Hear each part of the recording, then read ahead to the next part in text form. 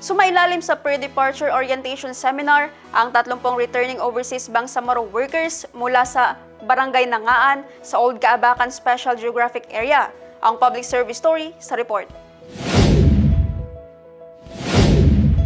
Ayon sa Ministry of Labor and Employment Special Geographic Area Field Office, layunin ng aktibidad na matiyak ang kaligtasan at kapakanan ng mga manggagawa bago ang kanilang deployment sa ibang lugar.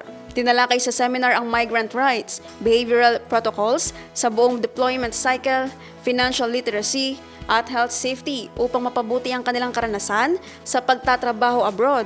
Isinagawa ang orientation araw ng Miyerkules, April 22. Ayon kay Labor Employment Officer 3, Ms. Ria Sanday, mahalaga ang seminar upang maprotektahan ang mga manggagawa laban sa exploitation at mapalawak ang kanilang kaalaman para sa mas ligtas na employment. Dagdag pa ng MOLE, may mga programa rin itong ibinibigay tulad ng assistance para sa repatriated, abused o distressed workers, balik Bangsamoro Hanap Trabaho Reintegration Program at mga orientation seminar gaya ng PDOS.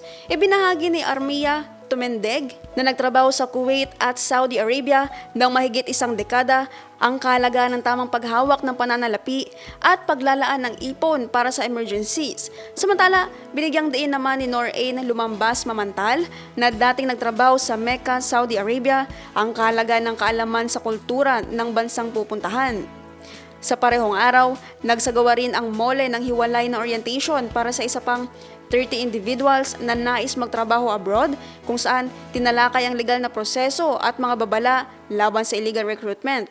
Ayon sa MOLE, bahagi ito ng patuloy nitong programa upang matiyak na ang bawat Bangsamoro worker ay handa, may sapat na kaalaman at protektado bago umalis ng bansa.